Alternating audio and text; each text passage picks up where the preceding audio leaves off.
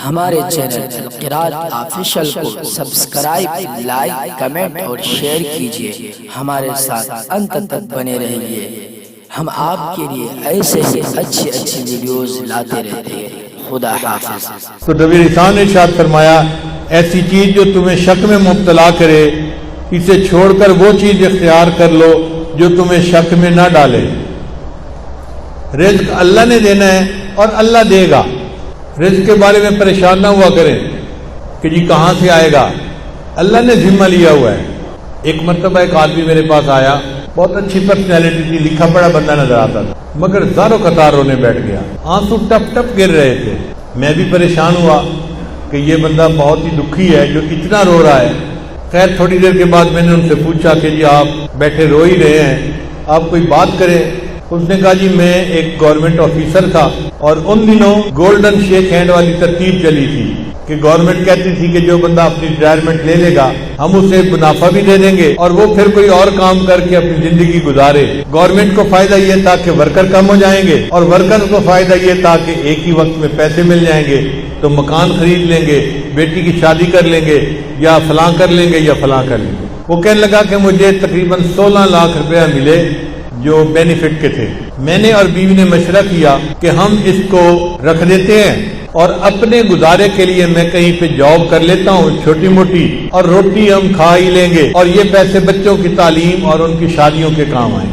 کہنے لگا کہ میرا ایک دوست تھا، میں نے کئی باتوں میں اس کو بھی بتا بیٹھا کہ مجھے گورنمنٹ سے 16 لاکھ ملے ہیں اور میں نے رکھ دیے ہیں۔ اب وہ بندہ میرے پیچھے پڑ گیا کہ ایک کاروبار ہے اور بڑا نفع ہے، اس میں بڑا فائدہ ہے، اس میں بڑا فائدہ ہے، اور اگر تم پیسہ لگاؤ تو محنت میں کروں گا اور تمہیں گھر بیٹھے بٹھائے پیسے مل جائیں گے۔ کہتا ہے کہ مجھے ڈر تھا کہ نہیں، تو میں اس کو نہ کرتا رہا۔ بالآخر ایک دن میری بیوی نے پوچھا کہ کیا مسئلہ ہے، تم کسی گہری سوچ میں ڈوبے نظر آتے ہو، کیا پریشانی ہے؟ تو میں نے اسے بتا دیا کہ میرا ایک دوست ہے، وہ مجھے کاروبار کے لیے کہہ رہا ہے۔ بیوی نے مشورہ دیا کہ آپ ایسا کریں کہ اس کو 16 لاکھ نہ دیں، اس کو 8 لاکھ دے دیں اور دیکھیں 8 لاکھ کا وہ آپ کو کیا فائدہ دیتا ہے، پتہ چل جائے گا 1 سال میں۔ تو اگر نقصان ہونا ہوا تو آدھے پیسوں میں ہوگا، پورے پیسوں میں تو نہیں ہوگا نا۔ کہتے ہیں مجھے بات اچھی لگی اور میں نے 8 لاکھ روپے اس بندے کو دے دیا۔ اس بندے نے کہا تھا جی آپ کو ہر مہینے 25-30 ہزار مل جایا کرے گا۔ اب ہر مہینے کی پہلی تاریخ کو وہ ہمارے گھر آ کے کیش یا چیک کو دے دیتا۔ میں نے ایک چھوٹی موٹی جاب شروع کر لی اور ہمارا گزارا بہت اچھا ہو گیا۔ 25-30 ہزار ادھر سے آ جاتے تھے، باقی ادھر سے مل جاتے تھے اور ہم آرام کی زندگی گزارے۔ 1 سال پورا اسی طرح گزر گیا۔ تو میری بیوی نے کہا کہ یہ تو بڑا اچھا کاروبار ہے کہ جس میں اتنے پیسے دینے سے ہمیں ہر مہینے اتنے پیسے مل جاتے ہیں۔ سال گزرا تو میرے دوست نے کہنا شروع کر دیا کاروبار تو بہت اچھا ہے لیکن ہم نے پیسے تھوڑے لگائے ہیں، اگر اور زیادہ لگا دیں تو اور نفع ہو جائے گا۔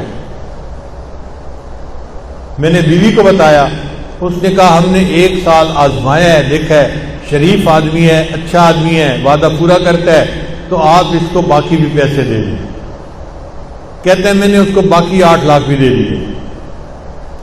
اب باقی 8 لاکھ دینے کی دیر تھی، اس نے تو نگاہیں بدل لی، فون پہ بات کرنی چھوڑ دی، میں مصروف ہوں ابھی کال نہیں لے سکتا، میں بعد میں کال کروں گا، میں یہ کروں گا، میں وہ کروں گا، اور جو ہر مہینے پیسے دیتا تھا وہ بھی اس نے ڈیلے کرنا شروع کر دیے۔ پہلی تاریخ کے پیسے 10 تاریخ کو دیے، پھر دوسرے مہینے اس نے 20 تاریخ کو پیسے دیے، اور تیسرے مہینے مہینہ ختم ہو گیا اور پیسے دیے ہی نہیں۔ اب میں نے اسے فون کیا، بھئی آپ ہر مہینے پیسے دیتے تھے تو ہمیں گھر میں خرچے میں تنگی ہو رہی ہے، آپ پیسے نہیں دیے اس مہینے۔ او جی میں نے آپ سے بات کرنی ہے، میں 2 بندوں کو لا کے آپ سے بات کروں گا۔ اب بات اس نے کیا کی، اس نے کہا جی کہ مجھے تو کاروبار میں نقصان ہو گیا ہے اور 16 لاکھ کے 16 لاکھ ختم ہو گئے ہیں، تو میرے پاس تو پیسہ ہی نہیں آپ کو دینے کے لیے۔ اور جو بندے لے کے آیا تھا وہ بھی اسی کے سائز کے تھے، اسی طرح کے، وہ بھی مجھے سمجھانے لگے اور کہنے لگے کاروبار میں لاس بھی ہو جاتا ہے، پروفٹ بھی ہو جاتا ہے، اب آپ نے اگر 1 سال پروفٹ کھایا ہے تو لاس ہو گیا تو لاس کو بھی برداشت کر لو۔ کہنے لگا میں بڑا پریشان کہ میرے 16 لاکھ روپے غبن ہو گئے، ختم ہو گئے۔ کہتا ہے اس سے میں مقدمہ تو کر نہیں سکتا تھا، نہ میں لڑ سکتا تھا، وہ لڑائی میں مقدمے میں مجھ سے زیادہ تیز تھا، لیکن مجھے گلٹ تھا اندر ایک میرے صدمہ تھا کہ یہ میرے بچوں کے لیے پیسے تھے، میں اس کو محفوظ رکھتا تو بچوں کی پڑھائی میں کام آتے، بچوں کی شادیوں میں کام آتے، میں نے بچوں کے پیسوں کو ضائع کر دیا، لہذا میں نے خود یہ غلطی کی۔ کہنے لگا کہ اب میرے اندر اتنا گلٹ ہے کہ بس ہر وقت آنسو بہتے رہتے ہیں اور مجھے سمجھ نہیں آتی کہ میں کیا کروں۔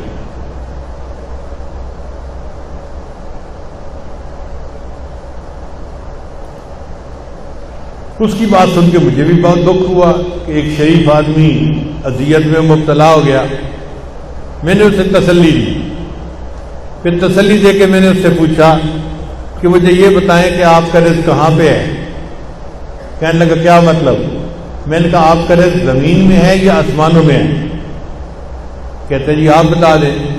میں نے کہا اللہ تعالیٰ فرماتے ہیں وَفِي السَّمَاءِ رِزْقُكُمْ، اور تمہارا رزق آسمانوں میں ہے۔ تو جب ہمارا رزق آسمانوں میں ہے تو ہمارا رزق کوئی ہٹھیا نہیں سکتا، کوئی چوری نہیں کر سکتا، جو ہمیں پہنچنا ہے وہ اللہ پہنچا کے رہے گا۔ اگر کسی نے پہنچانے میں بددیانتی کی تو اللہ دوسرے ڈاکیے کے ذریعے سے پہنچا دیں گے، کسی اور طریقے سے پہنچا دیں گے، اللہ اس پر قادر ہے کہ اس کو پہنچائے۔ اس کو تھوڑا تسلی ہو گئی۔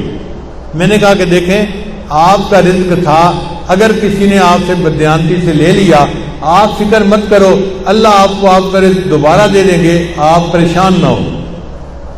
اب اس کا جو رونا تھا وہ بند ہو گیا، ذرا تسلی ہو گئی۔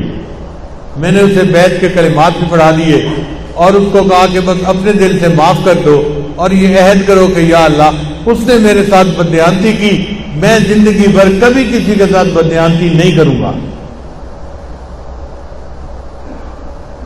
اس نے یہ بھی وعدہ کر لیا۔ پھر میں نے کہا اچھا یہ بھی، تو نبی رسول نے ارشاد فرمایا ایسی چیز جو تمہیں شک میں مبتلا کرے اسے چھوڑ کر وہ چیز اختیار کر لو جو تمہیں شک میں نہ ڈالے۔ رزق اللہ نے دینا ہے اور اللہ دے گا، رزق کے بارے میں پریشان نہ ہوا کریں کہ جی کہاں سے آئے گا، اللہ نے ذمہ لیا ہوا ہے۔ ایک مرتبہ ایک آدمی میرے پاس آیا، بہت اچھی پرسنالٹی تھی، لکھا پڑھا بندہ نظر آتا تھا، مگر زاروں قطار رونے بیٹھ گیا، آنسو ٹپ ٹپ گر رہے تھے۔ میں بھی پریشان ہوا کہ یہ بندہ بہت ہی دکھی ہے جو اتنا رو رہا ہے۔ خیر تھوڑی دیر کے بعد میں نے ان سے پوچھا کہ جی آپ بیٹھے رو ہی رہے ہیں، آپ کوئی بات کریں۔ اس نے کہا جی میں ایک گورنمنٹ آفیسر تھا اور ان دنوں گولڈن شیک ہینڈ والی ترتیب چلی تھی کہ گورنمنٹ کہتی تھی کہ جو بندہ اپنی ریٹائرمنٹ لے لے گا ہم اسے منافع بھی دے دیں گے اور وہ پھر کوئی اور کام کر کے اپنی زندگی گزارے۔ گورنمنٹ کو فائدہ یہ تھا کہ ورکر کم ہو جائیں گے اور ورکر کو فائدہ یہ تھا کہ ایک ہی وقت میں پیسے مل جائیں گے، تو مکان خرید لیں گے، بیٹی کی شادی کر لیں گے، یا فلاں کر لیں گے یا فلاں کر لیں گے۔ وہ کہنے لگا کہ مجھے تقریباً 16 لاکھ روپیہ ملے جو بینیفٹ کے تھے۔ میں نے اور بیوی نے مشورہ کیا کہ ہم اس کو رکھ دیتے ہیں اور اپنے گزارے کے لیے میں کہیں پہ جاب کر لیتا ہوں چھوٹی موٹی، اور روٹی ہم کھا ہی لیں گے اور یہ پیسے بچوں کی تعلیم اور ان کی شادیوں کے کام آئیں۔ کہنے لگا کہ میرا ایک دوست تھا، میں نے کئی باتوں باتوں میں اس کو بھی بتا بیٹھا کہ مجھے گورنمنٹ سے 16 لاکھ ملے ہیں اور میں نے رکھ دیے ہیں۔ اب وہ بندہ میرے پیچھے پڑ گیا کہ ایک کاروبار ہے اور بڑا نفع ہے، اس میں بڑا فائدہ ہے، اس میں بڑا فائدہ ہے، اور اگر تم پیسہ لگاؤ تو محنت میں کروں گا اور تمہیں گھر بیٹھے بٹھائے پیسے مل جائیں گے۔ کہتا ہے کہ مجھے ڈر تھا کہ نہیں، تو میں اس کو نہ کرتا رہا۔ بالآخر ایک دن میری بیوی نے پوچھا کہ کیا مسئلہ ہے، تم کسی گہری سوچ میں ڈوبے نظر آتے ہو، کیا پریشانی ہے؟ تو میں نے اسے بتا دیا کہ میرا ایک دوست ہے وہ مجھے کاروبار کے لیے کہہ رہا ہے۔ بیوی نے مشورہ دیا کہ آپ ایسا کریں کہ اس کو 16 لاکھ نہ دیں، اس کو 8 لاکھ دے دیں اور دیکھیں 8 لاکھ کا وہ آپ کو کیا فائدہ دیتا ہے، پتہ چل جائے گا 1 سال میں۔ تو اگر نقصان ہونا ہوا تو آدھے پیسوں میں ہوگا، پورے پیسوں میں تو نہیں ہوگا نا۔ کہتے ہیں مجھے بات اچھی لگی اور میں نے 8 لاکھ روپے اس بندے کو دے دیا۔ اس بندے نے کہا تھا جی آپ کو ہر مہینے 25-30 ہزار مل جایا کرے گا۔ اب ہر مہینے کی پہلی تاریخ کو وہ ہمارے گھر آ کے کیش یا چیک کو دے دیتا۔ میں نے ایک چھوٹی موٹی جاب شروع کر لی اور ہمارا گزارا بہت اچھا ہو گیا۔ 25-30 ہزار ادھر سے آ جاتے تھے، باقی ادھر سے مل جاتے تھے، اور ہم آرام کی زندگی گزارے۔ 1 سال پورا اسی طرح گزر گیا۔